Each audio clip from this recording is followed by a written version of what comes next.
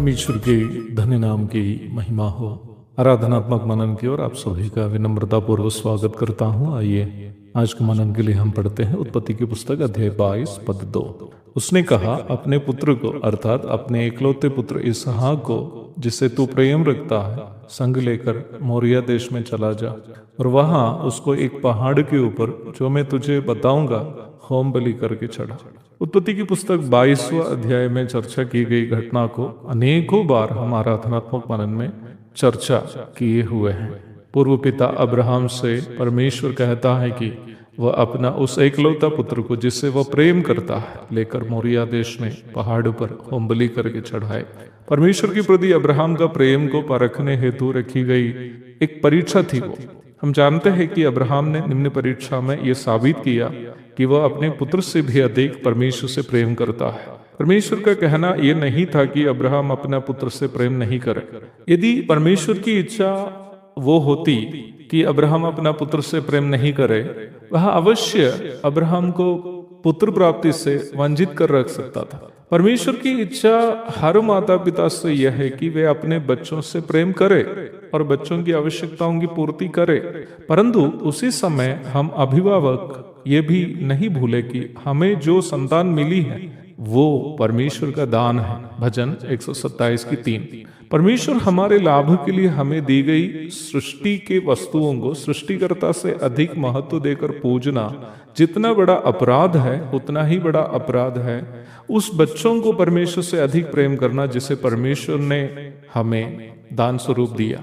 इस सच्चाई को पवित्र शास्त्र की रचना काल के पूर्व पिता अब्राहम, अय्यूब आदि लोग समझते थे। प्रभु को और उनकी सेवा को छोड़कर अपना पुराना धंधा करने के लिए गलील सागर की ओर लौटे हुए पतरस और साथियों को प्रभु पुनः गलील सागर के किनारे जाकर मिलता है। उनके जाल और पेट के खालीपन को भरने के बाद पतरस से प्रभु के प्रश्नों का सारांश बस इतना ही था, क्या तुम अपनी पॉकेट और पेट की चिंता आदि से बढ़कर मुझसे प्रेम करते हो?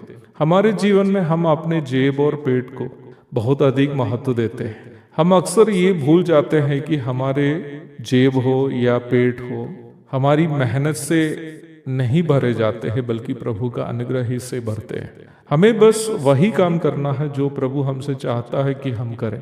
एक प्रचारक के रूप में पूर्ण समय की सेवा के लिए निकलने के पूर्व भी कई प्रचारकगण मेरे घनिष्ठ मित्र थे।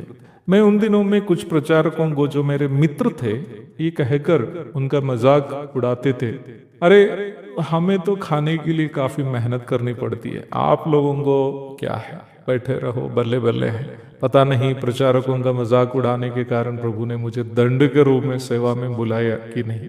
कुछ भी हो, मेरी सेवकाई के शुरुआती दिनों में जब मैं रांची में एक सभा में प्रचार करने ही वाला था, एक प्रचारक जो मेरा मित्र था, मेरा परिचय इस प्रकार दिया, आज वचन का प्रचार जो करने वाला है वो पहले कलीसिया को सताने वाला था।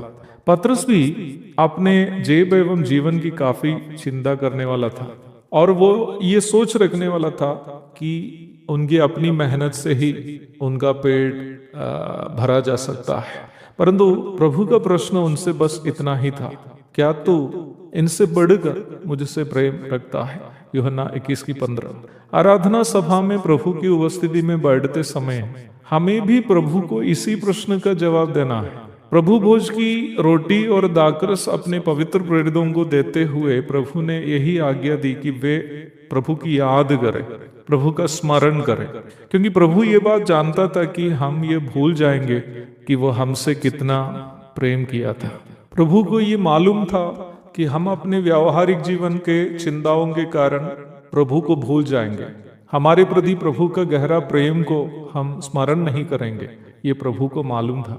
इसलिए ही प्रभु ने प्रभु भोज की सेवा सौंपते हुए आज्ञा दी है कि हम उनका स्मरण करें। आज आराधना सभा के दरमियान प्रभु भोज में भाग लेते समय प्रभु हमसे उम्मीद करने वाला सबसे उत्तम उत्तर भी यही होगा कि जी प्रभु, मैंने आपसे जितनी आशीषें पाई है उन सबसे बढ़कर मैं आपसे प्रेम करता हूँ। मैं अपनी चिंता को भूल करके आपके प्रेम को याद करूंगा। यदि इस प्रकार हम प्रभु को उत्तर दे पाएंगे, अवश्य आज की हमारी आराधना में प्रभु प्रसन्न होगा। एक और शुभ दिन की धन्य कामनाओं के साथ आज का मनन मैं यहाँ समाप्त करता हूँ। प्रभु आप सबको आशीष दे, आमीन। प्रभात मनन के सत्र 2914 में आप सभी का बड़े प्रेम के साथ स्वागत करता हूँ। आइए आज के मनन के लिए हम पढ़ते हैं प्रकाशित वाक्य अध्याय 11 पद 18। जातियों ने क्रोध किया पर तेरा प्रकोप आ पड़ा, और वह समय आ पहुंचा है कि मरे हुओं का न्याय किया जाए, और तेरे दास भविष्यद्वक्ताओं और पवित्र लोगों को और उन छोटे बड़ों को जो तेरे नाम से डरते हैं बदला दिया जाए, और पृथ्वी के बिगाड़ने वाले नष्ट किए जाए।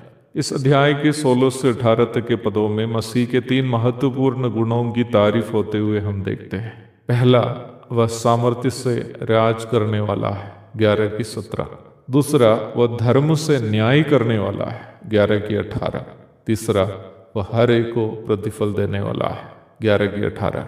परंतु प्रारंभ में बढ़ी गई पद सूचित करती है कि संसार के विभिन्न जातियां अथवा उन जातियां जो मसीह को नहीं मानते हैं, ये नहीं चाहते कि मसीह राज्य करे। मनुष्य का पापी हृदय कभी ये नहीं चाहता कि मसीह उनमें राज्य करे। आज भी जो भी लोग वचन की सच्चाइयों का इनकार करते हुए मनमर्जी का जीवन बिताना पसंद करते हैं, वे वो है जो मसीह उन पर राज करना नहीं चाहते हैं।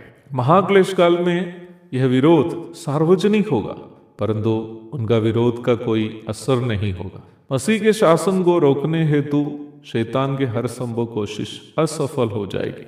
हर एक सच्चा विश्वासी वो है जो मसीह को अपना प्रभु अथवा जीवन के स्वामी के रूप में स्वीकार किया है।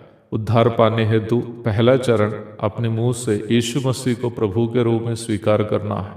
तत्पश्चात ये विश्वास करना है कि यीशु मसीह निम्न व्यक्ति के पापों के लिए क्रूस पर मृत्यु सहकर जी उठा है। रोमियों की पत्री अध्याय 10 पद 9। इस प्रकार मसीह को प्रभु के रूप में अंगीकार करते हुए उन पर विश्वास करने के लिए व्यक्ति को प्रेरित करने वाला पवित्र आत्मा है, यूहन्ना 16 की 8। परंतु महाक्लेश काल एक ऐसा समय है जिसमें पवित्र आत्मा का कार्य संसार में ना के बराबर होगा।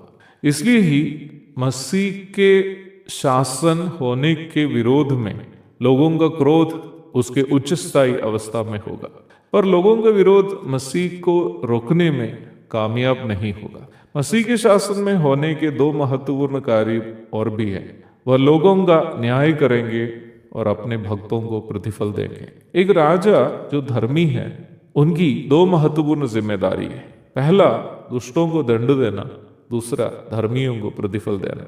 जब हम एस्तेर की पुस्तक को पढ़ते हैं, राजा क्षयर्ष दुष्ट हामान को फांसी देते हुए और मोर्देकाई को, जिन्होंने राजा की जान बचाई थी, आदर तथा पुरस्कार देते हुए पढ़ते हैं।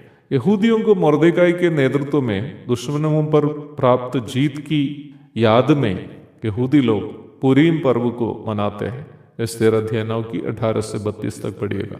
यहूदियों के तलमूद के अनुसार यीशु मसीह के वर्तमान संसार में 1000 वर्ष के शासन काल में भी पुरीम पर्व मनाया जाएगा।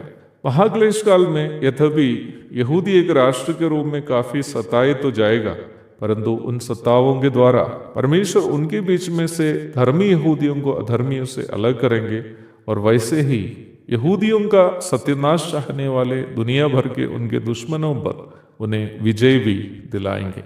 आगे के अध्यायों में हम ये देखने जा रहे हैं कि इन घटनाएं कैसे होने वाली है। एक और शुभ दिन की धन्य कामनाओं के साथ आज का मनन मैं यहाँ समाप्त करता हूँ। प्रभु आप सबको आशीष दे, उनकी महिमा हो।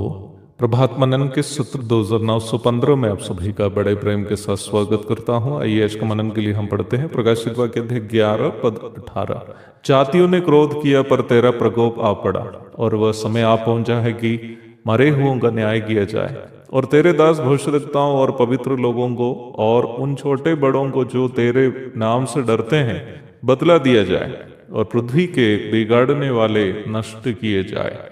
महाक्लेश काल के बारे में अध्ययन करते समय मेरे छोटे से दिमाग में बार बार आया हुआ एक सवाल था। वो सवाल ये था कि आखिर जो लोग उद्धार नहीं पाए वो तो हमेशा के लिए अनंतकालीन आग की झील में जाएगा ही ना। फिर पृथ्वी पर इस प्रकार के एक महासंकट का समय लाने की क्या जरूरत है? यहूदियों का शुद्धिकरण आदि बातें हम तो देख चुके हैं, पर हमारे अभी तक के अध्ययन से हम ये देख चुके हैं कि जो विपत्तियां महासंकट काल में होगी वे केवल यहूदी के ऊपर ही नहीं बल्कि संपूर्ण धरती पर रहने वाले सभी पर होने वाली है। उसकी क्या जरूरत है, यही मेरा सवाल था। जिन्हें फांसी पर चढ़ाने ही वाला है उसको पहले गोली नहीं मारी जाती है ना। पर जब इस सवाल पर मैं मनन किया मुझे परमेश्वर के वचन से स्पष्ट जवाब मिला। निम्न जवाब का महत्व जैसे महाक्लेश काल में है वैसे ही उसके पूर्व के समय में भी है। ये बात सच है कि मनुष्य को वर्तमान जीवन में वह जिन बुराइयों को करता है उसका परिणाम आग की झील में भी भुगतना पड़ेगा। प्रकाशित वाक्य 20:12। परंतु आग की आनंदकालीन झील की ओर मनुष्य को जाने की अनिवार्यता इसलिए पड़ेगी क्योंकि उन्होंने परमेश्वर का उद्धार का कार्य को तिरस्कार किया। अर्थात केवल वही मनुष्य आनंदकालीन आग की झील की ओर जाएगा जिन्होंने जानबूझकर उद्धार पाने से अपने आप को वंचित कर रखा। मरकुस 16:16, प्रेरितों के काम 16:31, दूसरा थिस्सलुनीकियों 1:8, प्रकाशित वाक्य 20:15। यदि ऐसी बात है तो वर्तमान धरती पर इस महाक्लेश काल क्यों होगा जिसका प्रभाव उन दिनों में धरती पर रहने वाले सभी पर सार्वजनिक रूप में होगा? इस प्रश्न का जवाब हम प्रारंभ में पढ़ी गई पद में देखते हैं। पद पर ध्यान दीजिएगा। हम पद के अंतिम भाग में इस प्रकार पढ़ते हैं, पृथ्वी के बिगाड़ने वाले नष्ट किए जाए। परमेश्वर ने बेडोल और सुनसान पड़ी धरती को सुंदर बनाकर उसकी देखरेख करने की जिम्मेदारी मनुष्य को दी थी। उत्पत्ति 2:15। परमेश्वर ने मनुष्य को 2 काम दिए। मनुष्य उसमें अर्थात धरती पर काम करे और उसकी रक्षा करे। Labouring and preserving were the 2 responsibilities God had entrusted upon man. परंतु पाप से प्रदूषित मनुष्य ने अपनी जिम्मेदारी का निर्वाह करने में बुरी तरह पराजित हो गया। परमेश्वर से दूर हुए मनुष्य अपनी जिम्मेदारी को भूल गया। मनुष्य के ही लाभ के लिए परमेश्वर ने पृथ्वी को बनाया था। यशायाह 45:18, प्रेरितों के काम 17:26। परंतु मनुष्य ने पृथ्वी का केवल शोषण किया। जिनके पास ताकत और धन थे वे धरती के अधिक हिस्से को अपने कब्जे में रखने लगे और जिनके पास ताकत और धन नहीं है वे बेघर तथा गरीब रह गए। मैसेडोनिया के सिकंदर, जिसे इतिहास महान कहते हैं, वो चाहता था कि पूरी धरती को अपने कब्जे में कर दे। मात्र 32 साल की उम्र में परमेश्वर ने अलेक्जेंडर को संसार से विदा कर दिया। जमीन और संपत्ति के लिए तलवार, बंदूक, बम आदि से अपने ही समान मनुष्यों की जान लेते रहे। मनुष्य के इन लोभ लालच मनुष्य को धरती के गुलाम बना दिया। वह सृष्टिकर्ता को भूलकर सृष्टि को पूजने लगा। रोमियो की पत्री अध्याय 1 पद 22 और 23। आज आप ध्यान दीजिएगा, हमारे ही देश जहां भूमि से लेकर वायु, नदी, पशु, पेड़ आदि सभी को भगवान समझकर पूजे जाते हैं, यहाँ की भूमि, नदी, वायु, पशु, पेड़ का क्या हाल है? क्या हमारा देश दुनिया के सबसे प्रदूषित देशों में से एक नहीं? यह वायु को भगवान समझते हैं लेकिन देश की राजधानी में भी शुद्ध वायु उपलब्ध नहीं है। जिस जानवर को मां मानते हैं वो सड़कों में भटकते रहते हैं। नदी नाले की हालात बोलने की जरूरत नहीं। महाक्लेश काल में प्रभु दुनिया के लोगों के साथ जिन्होंने पृथ्वी को बिगाड़ दिया है हिसाब चुकाने जा रहा है। एक और शुभ दिन की धन्य कामनाओं के साथ आज का मनन में यहाँ समाप्त करता हूँ। प्रभु आप सबको आशीष दे। परमेश्वर के धन्य नाम की महिमा हो। प्रभात मनन के सत्र 2916 में आप सभी का बड़े प्रेम के साथ स्वागत करता हूँ। आइए आज के मनन के लिए हम पढ़ते हैं प्रकाशित वाक्य अध्याय 11 पद 18। जातियों ने क्रोध किया पर तेरा प्रकोप आ पड़ा और वह समय आ पहुंचा है कि मरे हुओं का न्याय किया जाए और तेरे दास भविष्यद्वक्ताओं और पवित्र लोगों को और उन छोटे बड़ों को जो तेरे नाम से डरते हैं बदला दिया जाए और पृथ्वी के बिगाड़ने वाले नष्ट किए जाए। हम इस बात को देख चुके हैं कि पद 17 और 18 प्रभु यीशु मसीह के दूसरे आगमन अथवा महिमामय प्रदर्शन की सुनिश्चितता को सूचित करते हैं। प्रभु यीशु मसीह के दूसरे आगमन के दो चरण हैं। Second coming of our lord Jesus Christ has two faces.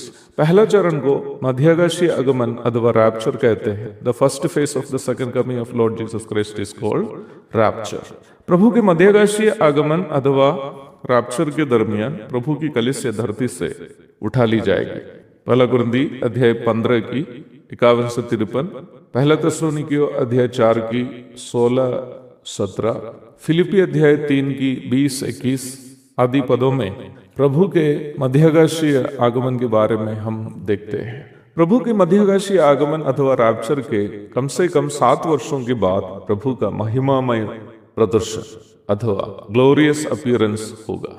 इन दोनों चरणों के बीच का महत्वपूर्ण एक अंतर यह है कि मध्यगाशीय आगमन के दरमियान प्रभु स्वर्ग से पृथ्वी के ऊपर के वायुमंडल तक ही उतर आएंगे और कलीसिया जो पृथ्वी से उठा ली जाएगी प्रभु से हवा में अथवा पृथ्वी के ऊपर के वायुमंडल में मिलेंगी। पहला थिस्सलुनीकियों अध्याय 4 की 16-17। परंतु लगभग 7 वर्षों के बाद महाक्लेश काल के अंतिम भाग में प्रभु जब अपनी महिमा के साथ आएंगे वो वर्तमान धरती पर पांव रखकर उतरेंगे। मीका अध्याय 1 पद 3 और 4, जकरिया अध्याय 14 की 4, प्रकाशित वाक्य अध्याय 19 की 11 से 21। इन भागों में प्रभु के महिमामय प्रदर्शन के बारे में ही हम देखते हैं। इसके अलावा मत्ती, मरकुस, लूका आदि सुसमाचारों के लेखक भी प्रभु के महिमामय आगमन की स्पष्ट सूचनाएं दी हुई हैं। मत्ती अध्याय 24 की 30, मरकुस 13 की 26, लूका 21 की 27। जब हम प्रारंभ में पढ़ी गई पद की ओर लौट कर आते हैं, प्रभु के महिमामय आगमन के 3 महत्वपूर्ण उद्देश्य को वहां हम देखते हैं। पहला, वह धरती पर राज करने आ रहा है, पद 17। दूसरा, अपने दास भविष्यद्वक्ताओं एवं पवित्र लोगों को और सभी छोटे बड़ों को जो प्रभु के नाम से डरते हैं प्रतिफल देने वो आ रहा है, पद 18। तीसरा, पृथ्वी के बिगाड़ने वालों को नष्ट करने आ रहा है, पद 18। इसमें प्रथम और तृतीय तथ्यों पर हम संक्षेप में मनन कर चुके हैं, पर मेरा दिल कहता है कि द्वितीय तथ्य पर भी कुछ बातें कहनी जरूरी है। यहाँ सूचित किए गए भविष्यद्वक्ताओं, पवित्र लोग एवं अन्य प्राथमिक रूप में पुराना नियम के भविष्यद्वक्तागण एवं अन्य संत लोग हैं। प्रभु की कलीसिया को सर्वप्रथम प्रभु मसीह के न्यायासन में प्रतिफल को बांटेंगे। वही पुराना नियम के संतों को, जिसमें महाक्लेश काल के धर्मी लोग तथा यहूदियों की मदद किए हुए लोग भी शामिल हैं, वे सर्वप्रथम महिमा का सिंहासन में अपना प्रतिफल को पाएंगे। दूसरा कुरिन्थी 5 की 10, मत्ती 25 की 31 से 40 तक। जब पुराना नियम के भक्तों को मिलने वाले प्रतिफलों की चर्चा होती है, 2 महत्वपूर्ण पद मुझे याद आ रही हैं। पहली है दानियल 12 की 3, जहां हम इस प्रकार पढ़ते हैं, तब सिखाने वालों की चमक आकाशमंडल की सी होगी और जो बहुतों को धर्मी बनाते हैं वे सर्वदा तारों के समान प्रकाशमान रहेंगे। ये पद भविष्यद्वक्ताओं एवं अन्य जो वचन के शिक्षक है उनके बारे में है। वही जो अगली पद है सभी संतों के लिए है। वो दूसरी पद है मत्ती अध्याय 10 की 40 और 41, जो तुम्हें ग्रहण करता है वो मुझे ग्रहण करता है और जो मुझे ग्रहण करता है वो मेरे भेजने वाले को ग्रहण करता है। जो भविष्यद्वक्ता को भविष्यद्वक्ता जानकर ग्रहण करे वो भविष्यद्वक्ता का बदला पाएगा और जो धर्मी को धर्मी जानकर ग्रहण करे वह धर्मी का बदला पाएगा। जो कोई इन छोटों में से एक को मेरा चेला जानकर केवल एक कटोरा ठंडा पानी पिलाया, मैं तुमसे सच कहता हूं वह किसी रीति से अपना प्रतिफल ना पाएगा।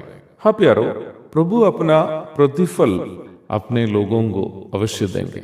यद्यपि प्राथमिक रूप में इन दोनों पद पुराना नियम के संतों के संबंध में हो, पर प्रतिफल बांटने में प्रभु के मापदंड पुराना एवं नया नियम के संतों के संबंध में भिन्न नहीं है। एक और शुभ दिन की धन्य कामनाओं के साथ आज का मनन मैं यहाँ समाप्त करता हूँ। प्रभु आप सबको आशीष दे। ईश्वर के धन्य नाम की महिमा हो। प्रभात मनन के सत्र 2009 में आप सभी का बड़े प्रेम के साथ स्वागत करता हूँ। ये आज के मनन के लिए हम पढ़ते हैं प्रकाशित वाक्य अध्याय 11 पद 19। तब परमेश्वर का जो मंदिर स्वर्ग में है वह खोला गया और उसके मंदिर में उसकी वाचा का संदूक दिखाई दिया और बिजलियां और शब्द और गर्जन और भूकंप हुए और बड़े ओले पड़े।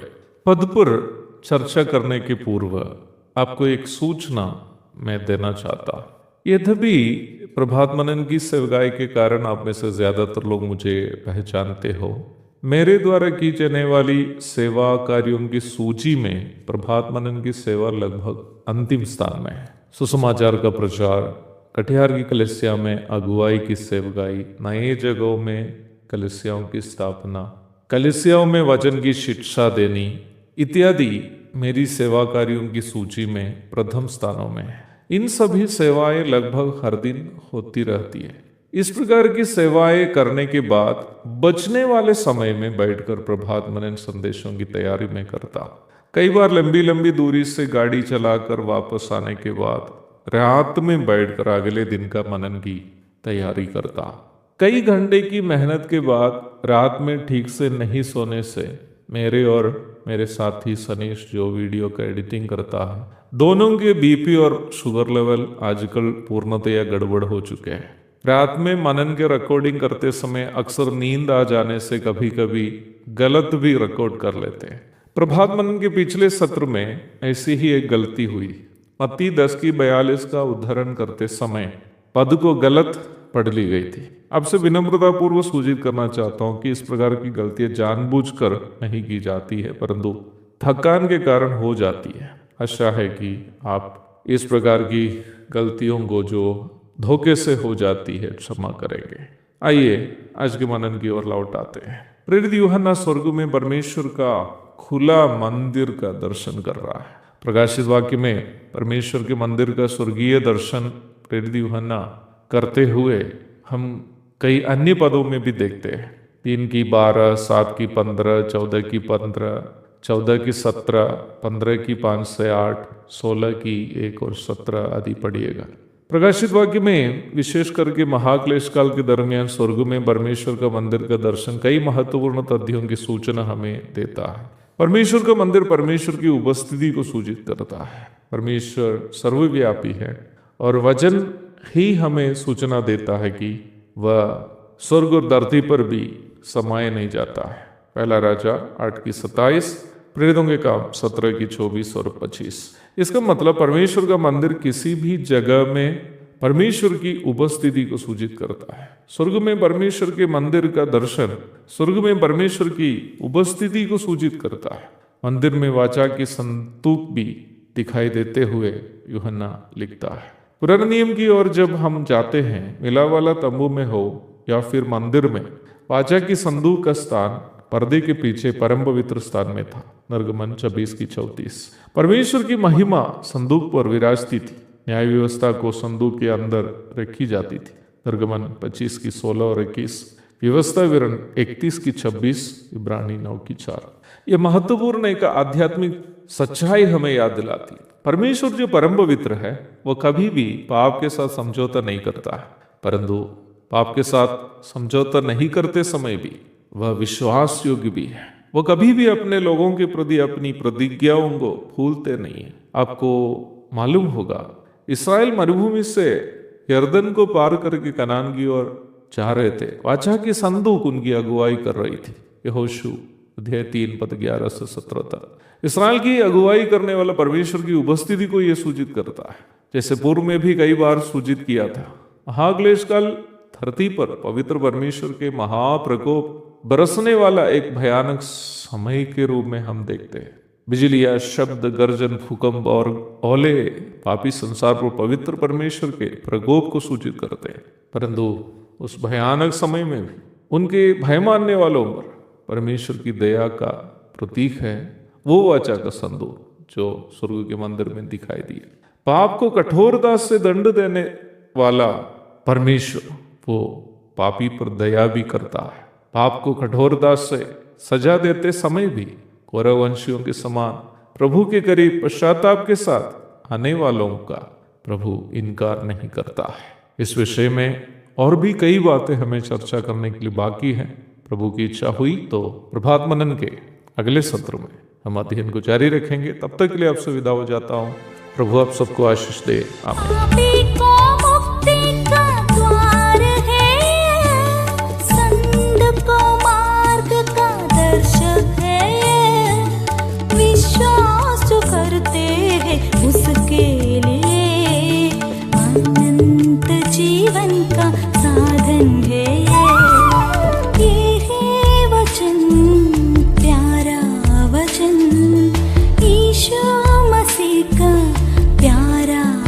वचन